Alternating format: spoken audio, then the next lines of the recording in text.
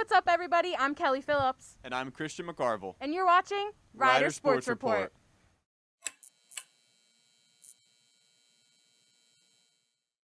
Although the Rider teams are currently not participating in any athletic competition, the MAC recently released the men and women's basketball schedules for this season. Elise has more on the story. The 2020 MAC basketball schedule and the COVID restrictions are out. At Rider basketball games, there will be no fans and no spirit squads for the fall semester. In January, the MAC will reevaluate this depending on New Jersey guidelines. The 2021 MAC tournament is still planned to occur, but there is conversation of it being pushed back for safety reasons. There's also discussion going on whether or not fan and spirit squads will be able to go to the tournament, but this information will not be released until closer to the event. For COVID protocols, all players, coaches, and staff have to get tested for COVID prior to returning back to campus. They have to take their temperature prior to entrance in the athletic and medical facilities, where they will be asked about any symptoms. All personnel, staff, coaches, and athletes should be keeping detailed logs of any symptoms they may have, as well as close contact interactions. All training and athletic facilities are evaluating to see how they can make these areas as safe as they can. We will keep you posted with any new updates. I'm Elise Spending with Rider Sports Report. This episode focuses on the Rider volleyball team. Kelly recently got to catch up with the team at a practice to get some more information about their upcoming season. Despite new circumstances due to COVID-19, the Rider volleyball team is still working as hard as ever to better themselves for their upcoming season. Morgan Cook is a sophomore volleyball player who said that the team found ways to get creative with their workouts over quarantine. So I was in a state that the gyms opened, but my volleyball gyms weren't open. It was just really weird. So sometimes I got to play, sometimes I got to lift, sometimes I didn't. So just in terms of staying in shape and staying motivated to working out, it was just really hard for some people on the team, and especially for me because I wasn't able to go all the time. But I would work at home, and everyone was really, really happy for each other that we would find other ways to do stuff. One girl on our team was squatting cat litter. We found our ways to do it, and it's just been different for everyone because they live in different places. But altogether, we've been really good about keeping up with it. Now that guidelines have changed, the team is allowed to work in pods together. This means that small groups of players can go practice together, but the team is definitely looking forward to when they can have their whole team together in the alumni gym for practice. With the separation of the team comes new challenges, especially being able to bond with the new players, according to Morgan Romano and Annalise Scher. Our coaches are trying to do a really good job of doing it under, the things that we can do. So being outside, having our masks on, doing all that kind of stuff. But usually we would already be hanging out and doing things together and being able to go out to eat and do all these things. So for us, it definitely hasn't been a team bonding experience that we're used to, and I don't think we're exactly there yet. But I think now that we're starting to have more people come in and we're allowed to practice with bigger pods, that it's getting easier. Yeah, it's definitely been difficult, not being able to obviously see the people off campus a lot, but our coaches have been doing a good job of trying to find the things we can do, on the weekends, what we can do, and just games to get together.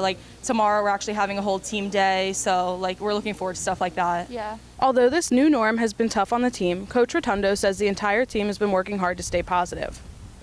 The last couple of days, what we've really been focusing on, you can get into the habit of saying, oh my gosh, we have to do this, we have to do this, instead of saying, oh my gosh, I get to do this. So we've kind of been focusing a little bit more on gratitude, and every day before practice, we're having them write on the other side of the whiteboard one thing they're grateful for.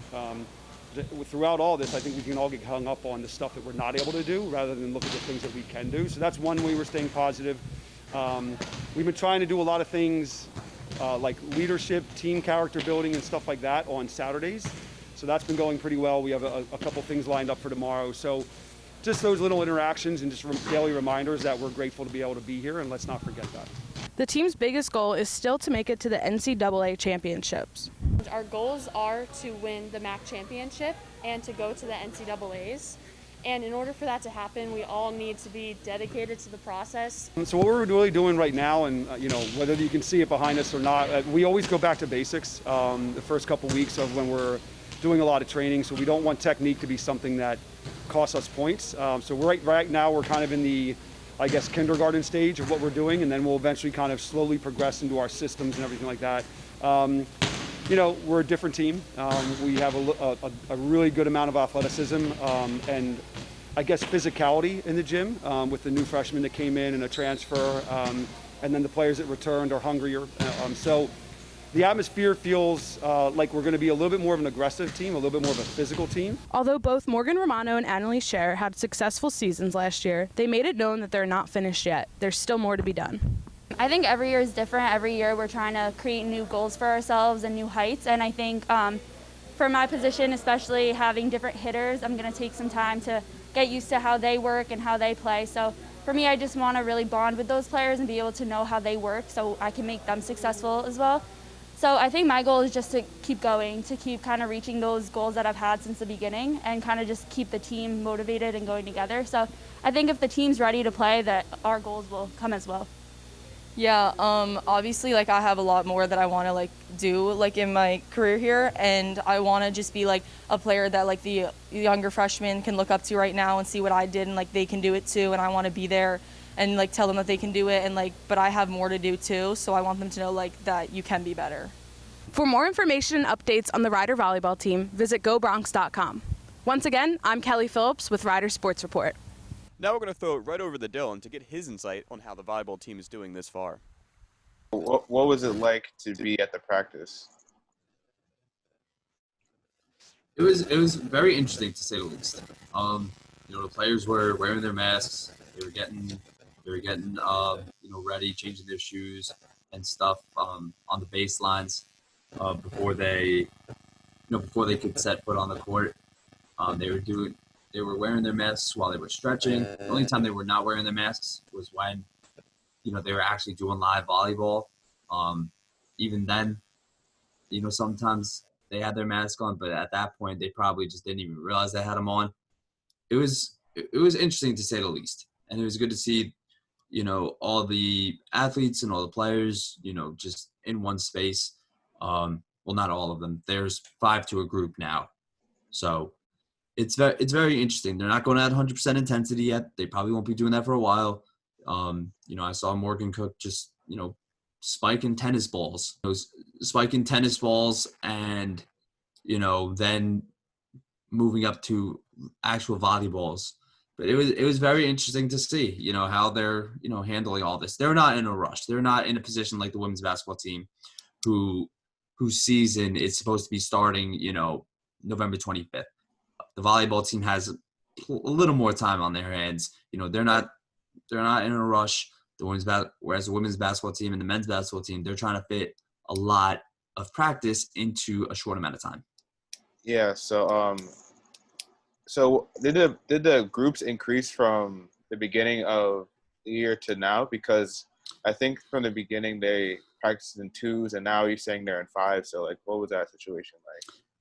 Yeah, I think they could only be training with either one person or one other person during the week. But at that point, I don't think they were doing live volleyball.